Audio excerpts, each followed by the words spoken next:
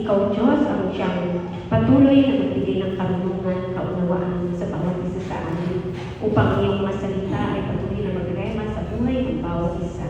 At ito po ang aming maisabuhay, aming magampanan. Maging ang iyong po abang lingkod. O Diyos, patuloy mo po ako samahan sa paghahayag ng iyong salita. Nawa ang lahat ng mga salita na pag-awi sa aking mga labi ay tanging kapahayagan mo lamang, O Diyos. Ito po ang aking dalangin sa pangalan ni Jesus. Amen. Amen. Sa ating pong ang ating pong mensahe ng umaga po ay magmumula po sa binasa ng ating pastor na nagmula po sa Ebanghelyo. Ang Ebanghelyo ni Ebanghelyo ni Juan. Ang author po natin ay si Juan, kung saan siya po ang nagbigay or nag-emphasize ng divinity ng Panginoong Jesus. Doon sa 4 Gospel, siya po ang nagbigay ng emphasize kung gaano ang pagiging Diyos ng Panginoong Jesucristo. At ang background po ng ating mga talata ngayon na binasa po ay patungkol doon sa muling pagkabuhay ng ating Panginoong Jesus. So, tayo po ay nagagalak, sabi po doon sa ating mga naunang binasa, kung mapapansin po natin sa mga talatang ito, nakaugnay po ito kung saan nagpapakita na ang Panginoong Jesus ay muling binuhay. At sa pagtitipo na iyon ay wala si Tomas. Ano po?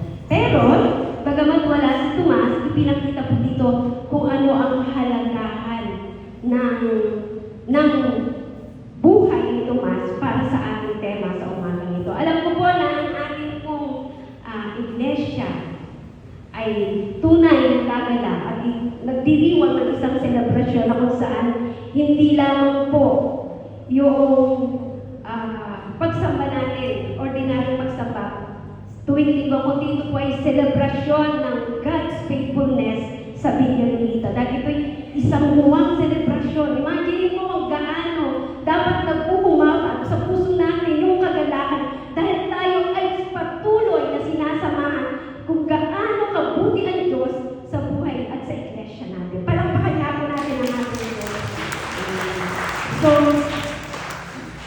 sa ating pong mga talata, ipinakita po natin dito yung mga naunang linggo. Subalit, bibigyan po natin ng highlights yung ikalawang linggo, gaya ng ating kapanahunan ngayon. Tayo po ay nasa ikalawang linggo na ng pagdiriwang natin ang muling pagkabuhay ng ating Diyos.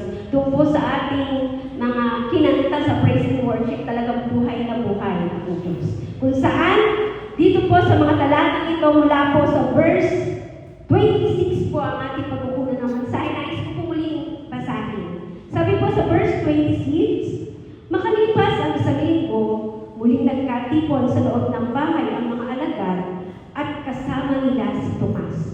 Nakasara ang pinto, ngunit pumasok si Jesus at tumayo sa kalagitnaan nila. Sinabi niya, sumainyo ang kapayapaan. At sinabi niya kay Tomas, ilagay mo ang iyong daliri dito at tingnan mo ang aking mga kamay. Ilagay mo ang iyong kamay sa aking tagliran. Huwag kang mag-aalangan pa, sa halip maniwala ka. Sumagot si Tomas, Panginoon ko at Diyos ko. Sinabi sa kanya ni Jesus, naniniwala ka na ba dahil nakita mo ako? Pinagpala silang hindi nakakakita, gayon may naniniwala. Marami pang himalang ginawa si Jesus ng saksihan ng mga alagad na hindi nakasulat sa aklat na ito. Ngunit ang nakasulat dito ay isinulat upang kayo'y sumampalataya na si Jesus ay Kristo, anak ng Diyos, at sa pagsampalatayang iyon, magkakaroon ng buhay sa pamamagitan niya. Amen. Si Tomas po ang karakter na bida sa mga sumusunod na mga talata. At alam naman po natin kung sino si Tomas. At nakita po natin doon, bagamat si Tomas ay tinaguruan doubtful, pero nakita natin yung strength, yung kalakasan doon. Sabi nga, it's better to doubt out rather than disbelieve in silence. Napakaganda ng ilustrasyon dito kay Tomas. Ipinahayag, isinigaw si Tiya. Pinahayag niya, sinabi niya sa lahat, hindi siya nahiya. Na despite na yung mga kasama niya during the time ng unang nagpakita ang Panginoong Jesus ay naroon, nakita ang katunayan, ang proof na nabuhay ang Panginoong Jesus. Siya nagsabi, nag-upo siya, hindi ako maniniwala unless mapatunayan ko. So ipinakita dito kung gaano, though sa biglang tingin parang negative, pero doon ipinakita kung gaano ka-powerful yung curiosity na to ni Tomas upang mapatunayan niya kung sino sa buhay niya ang Panginoong Jesus. Ang pag-aaral lang ito ang nagtulak upang makilala niya ng lubusan at maglingkod sa Diyos. So, tingnan natin kung paano ginamit si Tomas upang tayo ay turuan din na maunawaan ang mga talatang ito. So, mga kapatid, we do not interpret the passage according to our theme, but we will find how does the passage or the verses apply in order to serve us chiefly. So, takip po natin ngayon yung paglilingkod na may kagalakan. So, tanongin ko po muna kayo. So, wala po kayo seryoso, kinakabahan ako. Sino po dito ang napapagod? Pakitaas ang kamay. Sino po dito ang natatakot?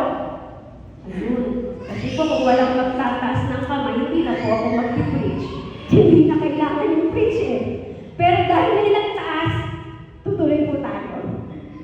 At yun nga po, aminin man natin at sa hindi, lahat po tayo may tinatagong takot sa ating puso. Meron po tayong kaba. Meron po tayong pagkapagod. Meron din po tayong pag-aalinlangan, katulad po ng karakter ni Tomas. At hindi lang yan. Even our personal, naranasan natin yan. What more kung kabuuan po ng ating iglesia? Nakakaranas din po ng ganitong kalalagayan. At sabi po dito, nag-search po ako kung ano po ang ibig sabihin ng serve. Ayan. Ang serve po, sabi po dito, doon po sa kaibigan ko po si Miriam. Ayan. Sinabi, pinulong po sa akin ni Miriam na ang meaning daw po ng serve is to serve is to perform a role. Gagawin mo yung iyong function. Yung po yung meaning ni Miriam. But, belong into biblical aspect. Ano ba ang sinasabi ng Biblia tungkol sa paglilingkod? Ang sabi po sa New Testament, kung titingnan po natin, nag-search po ako, sa Greek po ay dorio, which means imply being a servant or bond servant of Christ. Napakalayo. Dito po sa kanya, sabi niya lang po, to perform a role. Gawin mo lang. Go. But, dito po sa biblical aspect, sabi po sa Greek, it implies slave or bond servant of Christ. Sa Hebrew naman po, meron po siyang abad na ang ibig sabihin po ay working with God. Napakahirap po Parang kung titignan natin, sabi nun kanina dun sa song, I will serve the Lord all last day of my life. Kaya po ba natin ito? Hanggang kaya. At, yung po yung meaning ng serve. Habang binabasa ko po, ako po bilang as a servant, nagsiserve na po sa Lord. Maging po tayo, natakot akong bigla. Sabi ko, Lord, sabi mo dito, being a slave. Sino po yung tao gusto maging aligid? May authority under na nagpapasunod sa'yo. At working with God. Grabe, no? Yung trabaho, yung ginagawa ng Diyos, ay bibigyan ka ng karapatan na gawin mo din. I'm not God. Paano mo magagawa yun? Pero makikita natin kung paano ang mga talatang ito ay magkakaroon sa atin ng buhay upang maranasan natin yung sinasabi, serve joyfully. Gayon din po yung joy. Sabi po sa general definition, ang joy is attached siya sa emotional. Emotional na bibigay ng great pleasure or happiness. Yan, pag po tayo masaya, daw po yung joy, masaya tayo, merong pleasure na nararamdaman. But in a biblical context, spiritual joy is a state of mind and heart grounded by faith. Remains regardless of circumstances. So, magkaiba na naman sila. Mas malalim. Kaya parang sabi natin, Lord, paano natin makikita yung serving joyfully dito sa mga kapahayagan mo? At, gaya ng sinabi ko kanina, some point about in our life, minsan, ang paglilingkod, nagiging routine. Sometimes, nagiging mechanical, paulit-ulit. At doon, madalas pa, doon sa mga ginagawa natin at ginagalawan natin, nakapaligid sa atin, marami pong pwedeng mag-snatch no joy. Serving is not question in our life as a Christian. Ang serve ay bahagi ng ating ginagawa. But, joyfully is other thing. Yung paglilingkod ng may kagalakan. So, maraming bagay sa paligid natin na pwedeng mag-snatch, pwedeng umagaw sa atin upang yung kagalakan sa ating puso sa paglilingkod, sa ating buhay na Diyos, ay maging mechanical at routine na lang. So, gaya nga sabi ko sa magandang, at itong mga talatang ito ay isang magandang paalala na meron tayong joy sa ating paglilingkod. Una po, alam ng Panginoong Yesus sa ating mga talatang ito na merong nasa isang sitwasyon ng kalalagayan si Tomas na mahirap niyang magampanan yung pagkakatawag sa kanya. Naano siya sa state ng pag-aalinlangan. At ipinakita po sa atin sa mga talatang ito, una po natin makikita. Sa verse 26, sabi po dito, sa verse 26b, nakasara ang pinto, ngunit pumasok si Jesus at tumayo sa kalagitnaan nila. Sinabi niya, sumainyo ang Panginoon. Mga kapatid, serve joyfully means dwelling in the presence of God. Imagine natin, nakasara ang pinto. But, si Jesus Christ pumasok at ipinayag ang kanyang mga salita. Kapayapaan ay sumayo. Mga kapatid, ang paglilingkod na may kagalakan ay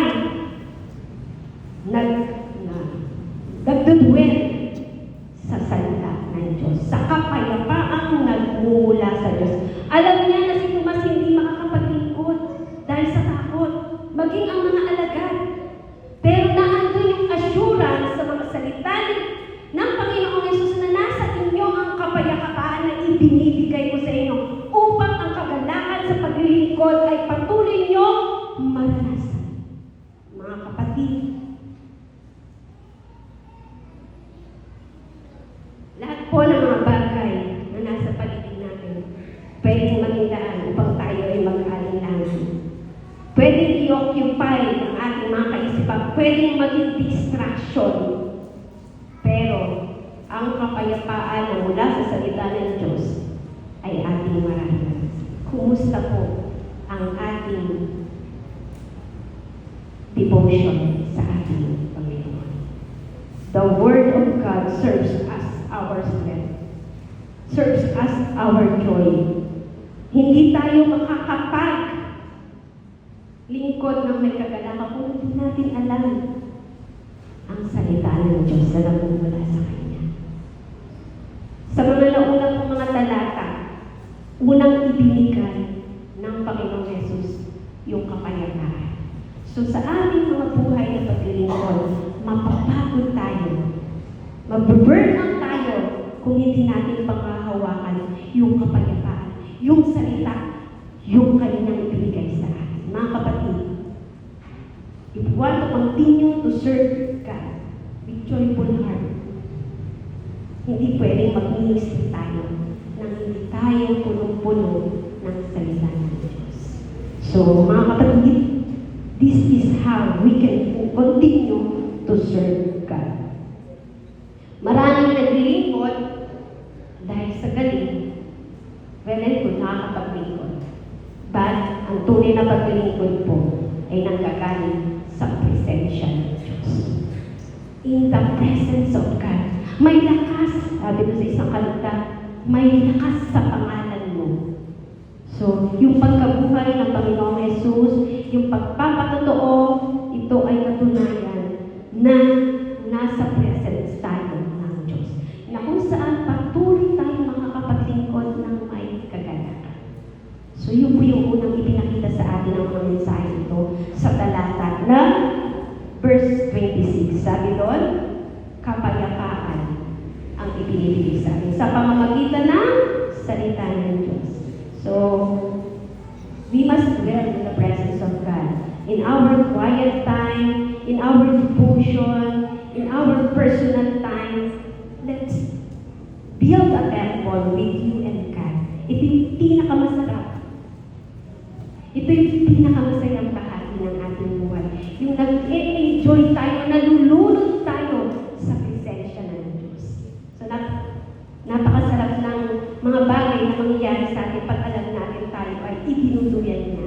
Dahil nandun yung kapayapaan. Hindi talaga kaya agawin ang kapayapaan na nagmumula sa Diyos. So, pangalawa po.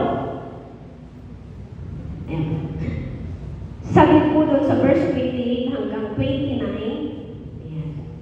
Ang sabi po dito ay, sumagot si Tomas during the time na pinalapit, di ba po? Pinalapit ni Jesus si Tomas.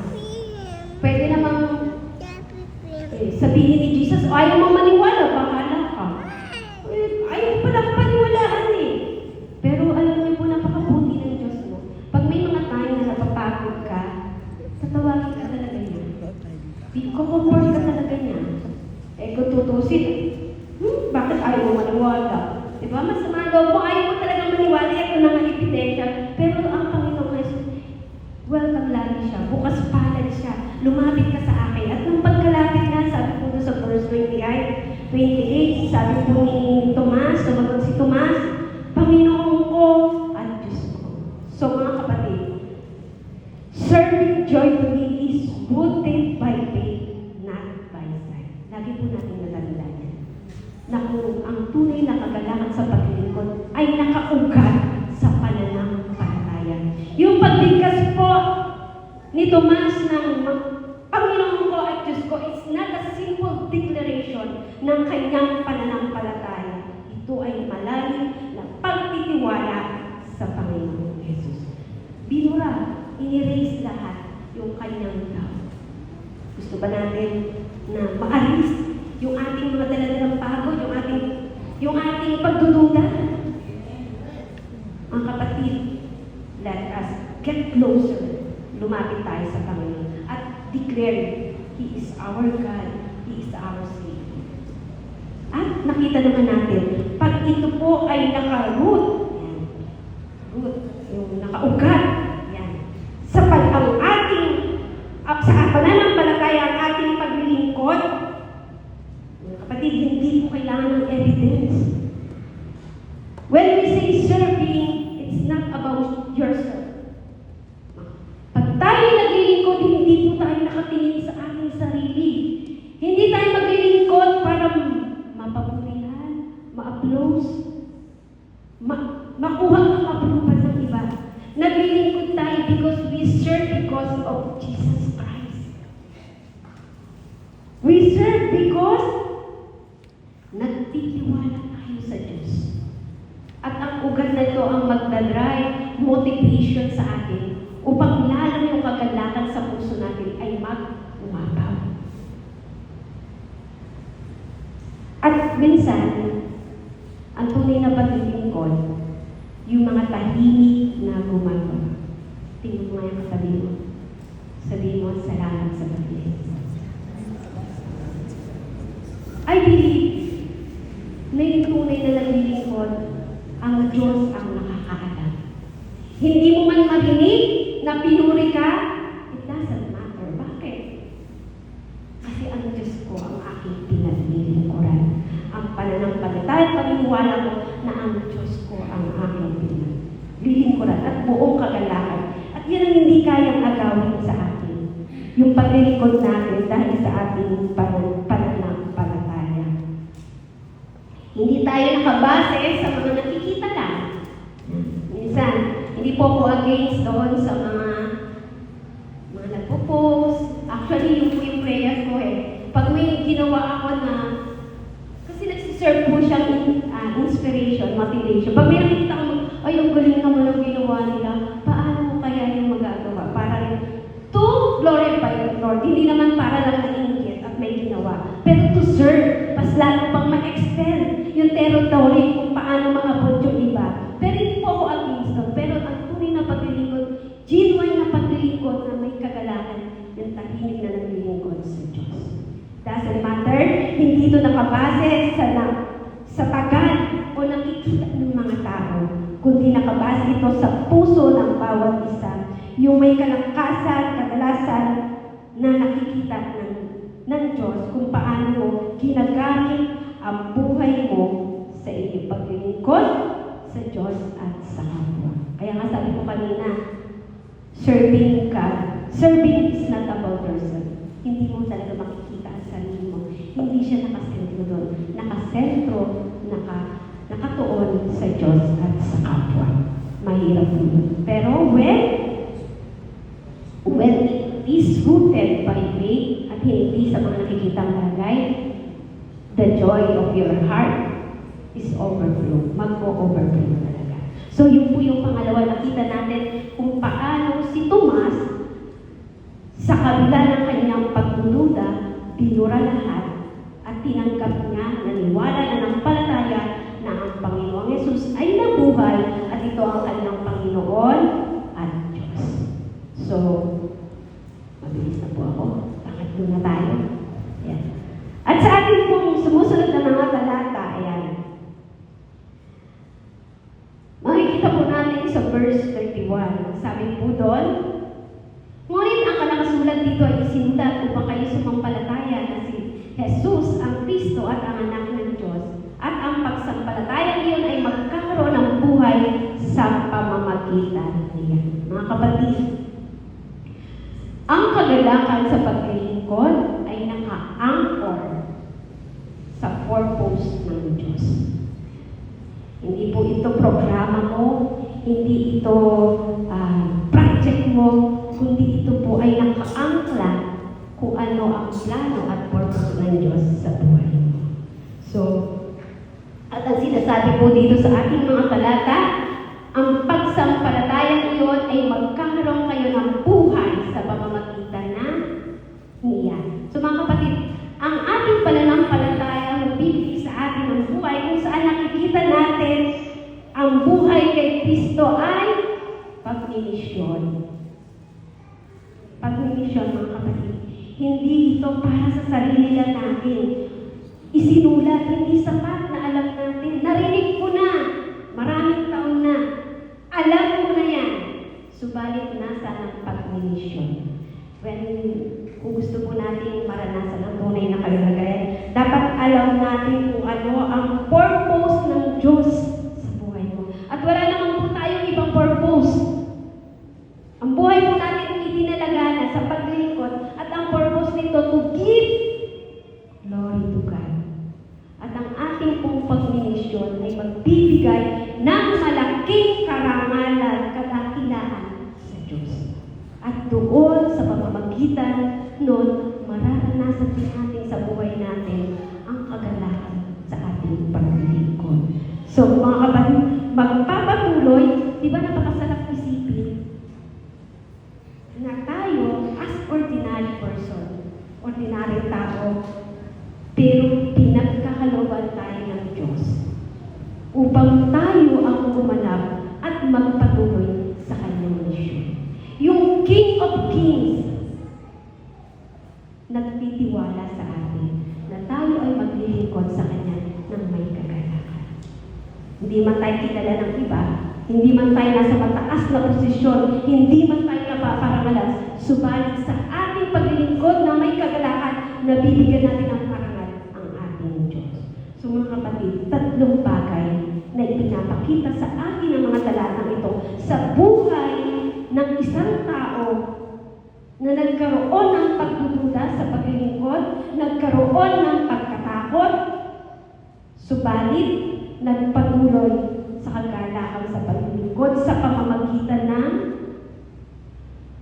patuloy na pagdududa sa presence ni Lord. Ang pananampalataya ay nakabukas.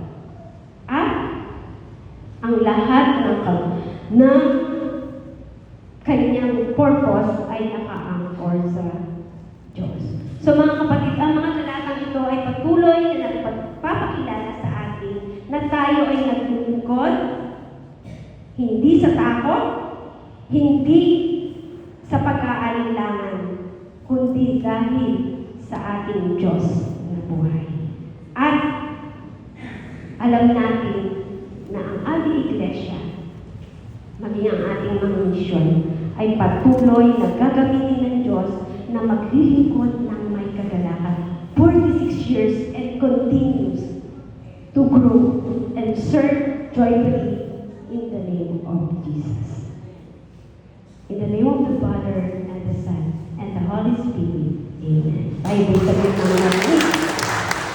Hallelujah. Tunay nga o Diyos na kami po ay nagagalak sa umaga nito.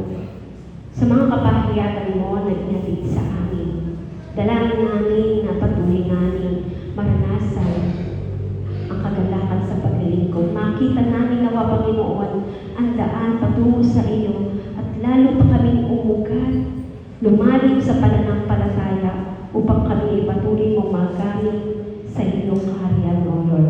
Sa umaga nito, sa mga kapahayagan mo, taglayin nawa namin ito na sa paglabas namin, dala sa aming mga tahanan, maibahagi sa aming mga kapatid, sa aming mga sa buhay, maging saan man dako mo kami dalhin, O Lord. Ipakita mo na kami at mga anak mo na ginagamit mo, na naglilingkod sa aming Diyos ng punong-puno ng kagalakan. At dahil dyan, O Diyos,